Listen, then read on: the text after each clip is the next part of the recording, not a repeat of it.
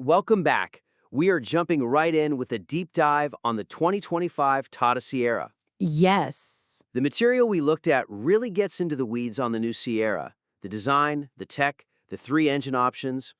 It positions it as a major player. It does.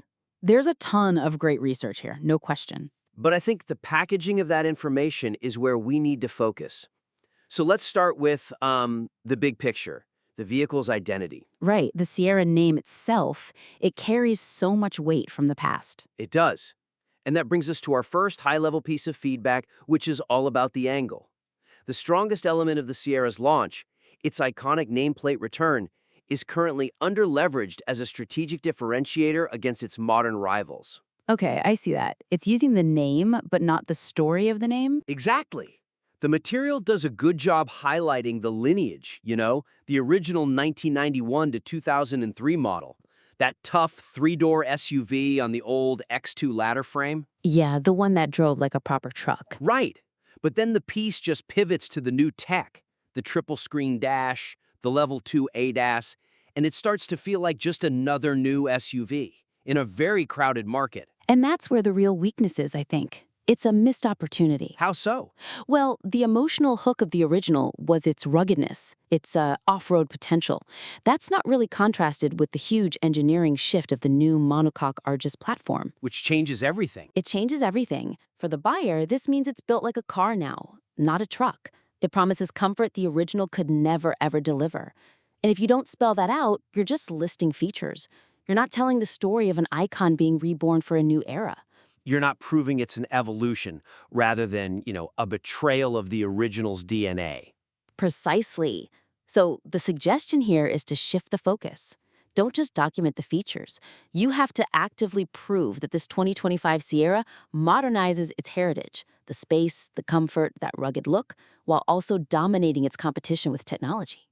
So you're saying the narrative has to explicitly show how the new car solves the problems of the old one. Yes. For example, when you're describing the new sort of lounge-like feel in the back with all that legroom. And the powered seats, yeah. You need to directly contrast that with the old Sierra's very utilitarian focus. Tell the story of how that airy feeling from the old three-door is now in a massive five-door cabin. But now it's wrapped in modern safety. Exactly. You bring up the 6 airbags and the Level 2 ADAS features, things the old platform could never have supported. It's about honoring the legacy of space, but delivering it with modern responsibility. I saw in the notes a listener brought up a comparison to the Tar Rocks, Yes. suggesting the Thar is better for pure ruggedness, for things like waterlogging. That's a direct challenge to the Sierra's SUV identity. And that's the perfect moment to lean in. You don't avoid that comparison. So you address it head-on. You have to. If you're selling a rugged appeal, you pivot the definition of utility for the modern buyer. The old Sierra was rugged for its time. The new one is rugged for our time. And how do you make that point, practically? You focus on modern utility. You use details like the huge 622-liter boot space. Right. And that boxy shape.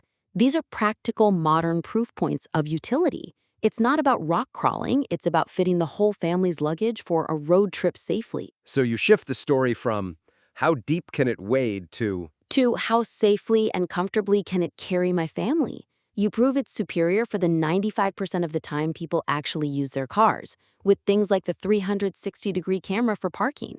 It's a powerful reframing. It is. It moves the whole piece from a feature list to a sharp market positioning statement.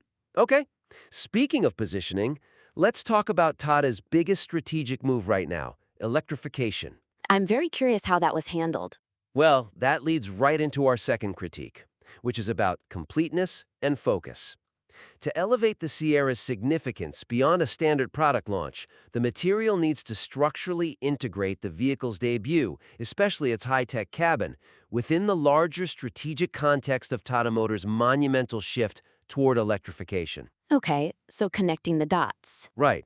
The piece clearly says the ICE version is launching first on the Atlas architecture. Factually correct. But then it goes on to describe this incredibly advanced, tech-heavy interior. The illuminated steering wheel, the triple screen setup. The high-par head-up display, the Snapdragon chip, 5G connectivity. It's a huge tech investment for what's being presented as just an ICE vehicle. It almost feels like they built an EV cabin and then just happened to put a gasoline engine in it for now. Exactly. That futuristic tech feels disconnected from the ICE engine talk. And your own source materials show Tata's huge EV commitment, 73.1% market share, and ours 18,000 crore investment, the whole active EV platform. So there's a risk here. The structural weakness is that by not connecting those things, you're missing the chance to frame this Tata Sierra as the premium testbed. The bridge. It's the bridge. It introduces this critical high-end tech to the mainstream before the Sierra EV even arrives. Right now, it just feels like two separate stories that haven't been woven together. So the suggestion is to restructure the highlights to really emphasize that common philosophy with their EV platform. Yes, you position the Sierra ICE as the technology flagship that's priming consumers for what's coming next, for the Sierra EV in late 2025 or 26. It makes the tech discussion strategic, not just a list of cool gadgets. So how do we make that connection crystal clear for the reader, without them needing to dig up corporate reports? Well, when you talk about that futuristic dashboard, that triple screen powered by the Snapdragon chip, Yeah. you immediately connect it to the benefits they're getting in their EV ecosystem. You explain that this powerful setup enables robust over-the-air firmware updates. Which is essential for EVs. It's critical for managing battery health, for complex ADAS systems, so you're basically showing that even though this is an icy car today, its brain and nervous system are EV-ready. Future-proofed. Exactly. You could even mention how the underlying architecture allows for potential integration with the Tata.EV charge point aggregator down the line. The hardware is there. The thinking is there. That validates the huge investment in the cabin tech. And what about the Level 2 ADAS? We should probably expand on what that really means for the user. That's a great point. Level 2 means partial automation, adaptive cruise control, lane keeping, that sort of thing. Right. And this is key because it shows that the new platform and the heavy focus on safety, the 360 camera, the ADAS, this is the consistent effort to overcome the known barriers to EV adoption. Because people are still wary of new tech. Especially when it comes to safety and reliability. So by making the base platform incredibly robust and safe, regardless of powertrain, Tata is building confidence.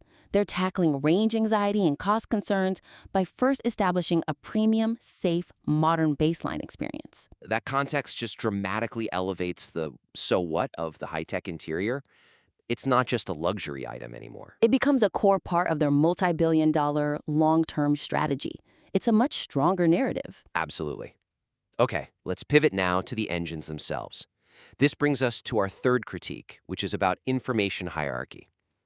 Given that the Sierra launch introduces 3 distinct engine options and marks 5 debuts for the brand, the sheer variety of powertrain offerings should be foregrounded as a core selling point that disrupts segment norms.